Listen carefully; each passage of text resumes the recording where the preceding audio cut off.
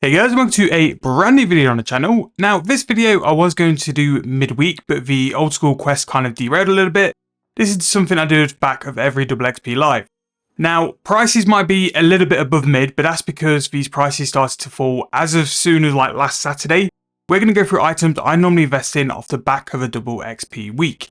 Now, I did do a little tester yesterday and some were above mid, but looking at the Grand Exchange charts, it's because things were being dumped as early as last Saturday. So don't panic if things are over mid, it's because the price has already been sort of dropped down over the past couple of days. But these are items I have always traditionally invested in off the back of double XP and generally do very well with. Now, what I would say is don't spend all your money on this, don't invest it all on here, but these are items which will generally bring you some GP back if you use them, if you produce them, or if you're going to upgrade them a little bit further down the line. Now, if you want some more videos to watch during the end of double XP, click the videos in the corner and in the description. I've added some videos I think you guys might want to check out. The Escaping Free-to-Play series is going to complete in the next day or two, so if you missed any episodes this week, because it has been quite a hectic week, they'll be in the corner in the description or on the channel. Go and check it out. And if you are brand new, please hit that subscription button or like the video if you're enjoying the content. So let's go and get started without further ado. Now, the first one I always do for this is I always go and check out the price of Dragonstones. Now, I have mentioned this in numerous videos that two of the most solid investments you can do in Runescape 3 are either the gold bar, which generally I always sort of pick up around 1.5 to 1.8k, and also the Dragonstone. Now, the reason why these two items are so good is because you could do a very laid back way of crafting, pretty much AFK, making Dragonstone jewelry. Now, Dragonstone jewelry, I've done videos on the channel before, so go and check them out if you're looking to do this method. But Dragonstone jewelry is a solid way to make some profit through numerous things. It's not just one piece. Yes, the necklace is probably the best one because it's related to a porter, but all of the others do have their time to shine. At one point on the Escaping Free-to-Play series, I was selling Rings of Wealth for 22,000 coins.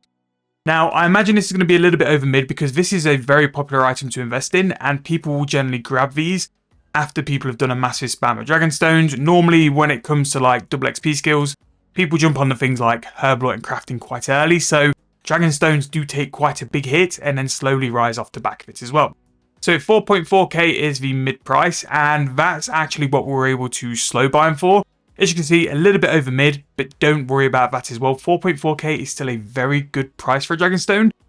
Might have missed the boat on a couple of these already because, again, people are quite aggressive with how quick they go and invest. But this is definitely one of those items to keep an eye on, and especially over the next couple of days. When double XP ends, people can sometimes sell their items then in the hope that they've dipped and they've gone back up. So yes, these items might be a little bit over mid, but keep your eyes on these over the next couple of days, maybe a week, because there might be a big sell-off and you might be able to capitalize and get a little bit more cash for it. So yes, Dragonstones are a very, very good one, and one I always sort of jump on and have a go with.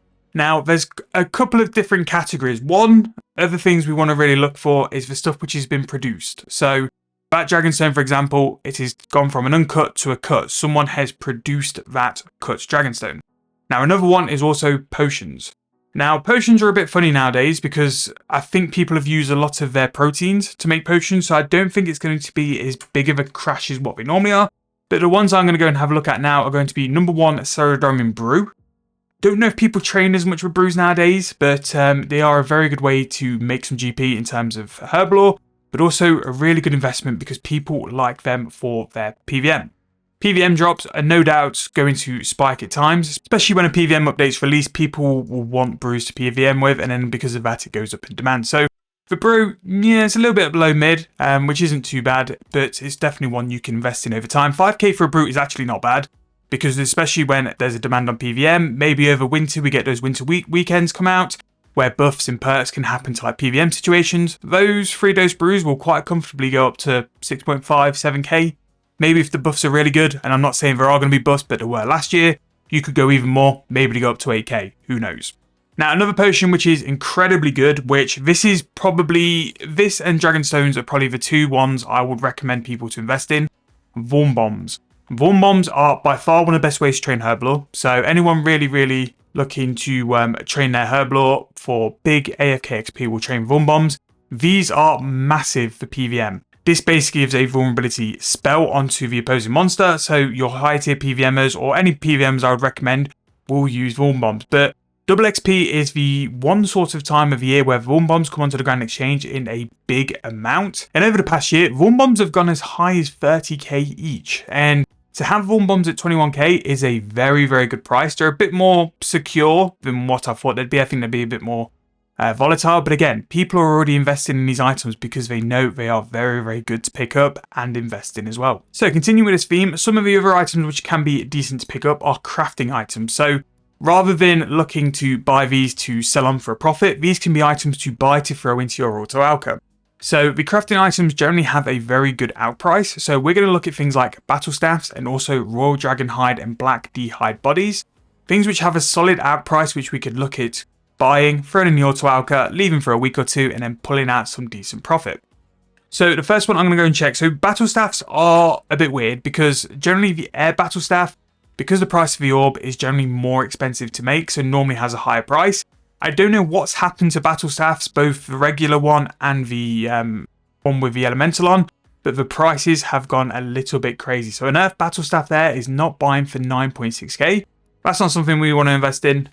So it's just very strange that it's got no real volume. So what I'll do, I'll work my way through them all and we'll check them all out and we'll see which ones are working better. And this is what normally happens with these kind of items and these kind of flips. You've got to kind of like just chip away and work for all of them to see which one you can get a better price of. So the water battle staff we can buy quite comfortably for 8k. And if you're not sure what the out price is, if you just examine that item, you'll just have to be out the interface of the Grand Exchange. So if you examine, it will tell you the out price for that. So 9.3k.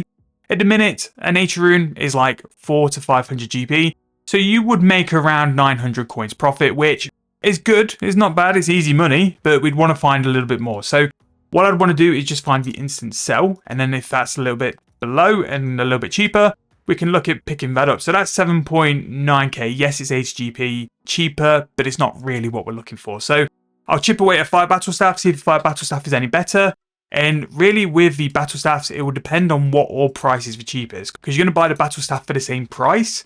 It's whatever price the orbs are cheaper because that's generally what people will do because you'll make more money from it. So as you can see, a 5 battle staff is actually more expensive to buy, which is surprising really because 5 battle staffs, because it comes from Abyssal Demons, is generally very, very cheap. Although the price of battle staffs at the minute, I can't remember a time where they've been that kind of price. If nature runes are a little bit up, you'd be alching for pretty much like no GP profit, which is incredibly weird. Crafting, I've noticed over the past couple of weeks, crafting has been very strange. When I did that video over training methods for crafting, the profit is slowly starting to vanish out of crafting. Like the only thing I can find which is solid, and I imagine it'll be solid for a long time because the game just doesn't have the amount and volume in the game, is turning the star bloom flower into cloth. I think that will be incredible profit for a long time. And if someone's looking for a money-making method to either sustain membership or to grow their account, yes, it's going to be a little bit boring. Yes, it's going to give you the theme of spinning bowstrings, but spinning that cloth is probably like 20 to 25 mil profit per hour. It is really, really good. But everything else in crafting just seems a little bit rough. Like the prices are going up. It's getting a bit more expensive. And for me, like crafting was such a good way to make some profit on 7-day bond and to a point escaping free to play. It's slowly vanishing because things are getting more and more expensive. So we just bought the Royal Dragon Hide body for 10.5k. I actually didn't realise what the out price was. So 10.5k for a Royal Dragon Hide body, which I do think is expensive. You will actually make profit, depending on what you can get your Royal Dragon Hide price at. Crafting these, very good way to make some profit by getting incredible crafting XP per hour. We're sort of going to jump into the next bit quite quickly, is another thing you can buy off the back of double XP is supplies. Now, a lot of people who have stocked up quite heavily for a double XP will have got to a point now where they've either used up all their time or they're not going to do all the supplies which they've bought, which means they're going to sell their supplies on the Grand Exchange incredibly quick and for a sort of fire sale price. Now, as you can see here, we bought this Royal Dragon Hide body for 10.5k. Now, this is going to require 3 pieces of Royal Dragon leather, which even if we buy it the most expensive, we're going to make 600 GP per body. If we buy it for the cheapest price, we're going to make roughly about 1.2k. And that's without us saving any Royal Dragon leather during the process as well. But the Royal Dragon Hide bodies are about 250k XP an hour, and especially if you've got a couple hours left of double XP and you have the level to go and do the bodies, it's really good XP for a decent margin. So in terms of the skilling supplies, other things which are very good, so you want to look at all the prices of leathers, very good. Potions, unfinished ones especially, you could have a big chance of slow buying some potions. We'll do that now actually. Two of the ones which worked really well for escaping free to play were the Lanternine potions. So on Market Watch yesterday, the price of the magic potions really did tank quite hard. But because people will have these left and will have bought them for an expensive price, they'll try and get rid of them quickly, which means if you're looking to train your Herblore in the future and you know you're going to need some unfinished potions, now could be a really good time to pick up a deal. So we've just bought that potion. It was going to be mid-price for like 6,150. We bought it 500 GP cheaper because, again, there might be a surplus on the Grand Exchange because people are selling them. Not only that as well, you would have had people making unfinished potions who are trying to see if they can get a couple of sales before the double XP finishes and the price inevitably goes down as well. So yeah, there's so many layers of things you can look to buy. What I would highly recommend most of all is for you guys to go and check margins. Decide what you need in terms of an item or what you want to train over the next couple of weeks or a couple of months, and invest in those items and buy them slowly because you'll save much more money doing it as well. We've just picked a Dwarf Weed potion up for 6,000 coins. That's 800 GP below mid-price, which, yeah, you can definitely find some deals. The most important thing is, though, is to check the margins to make sure the prices are right. And don't buy things you probably won't use, because if you don't use them, they'll just be sat in the bank, holding up your GP and holding up your time. Only buy things where if it's at a point where you can't really sell it, you can use it up as well. So that's what I do with a lot of my skilling stuff. You guys will see, like, for an example, I've got those U frames on the Grand Exchange.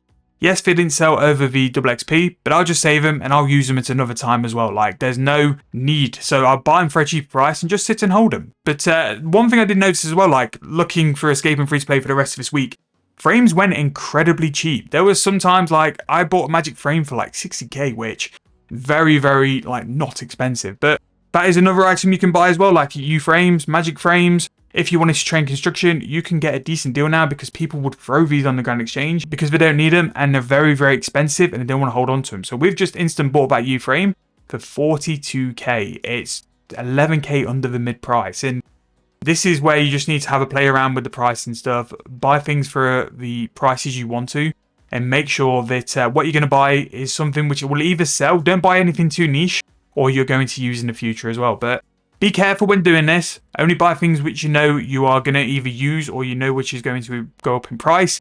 But there are definitely some things on the Grand Exchange now which can be cheap and you can pick them up for a cheap price as well. However, that is going to wrap up this video. It's going to also wrap up double XP weekend. I think we've done alright on the videos this week, but let me know your comments below. Hope you've all got all the levels you wanted to, got all the things you planned to. I kind of did. I'm actually going to go back to the Soul Altar now and go and grind out some more runecrafting. If I actually decide to stick to it for the rest of today, I think I can go and get 200 mil. But we'll update a little later on when it's time to look back at double XP for all the accounts and what we ended up doing. But 120 thieving's out tomorrow. I did a video going through the news post earlier on. So if you want something else to watch, that will be in the corner of the video. Other videos you may enjoy will be in the corner and the description as well. And if you enjoyed these videos, please make sure to hit that subscription button, like the video, and I'll see you guys very soon in the next one.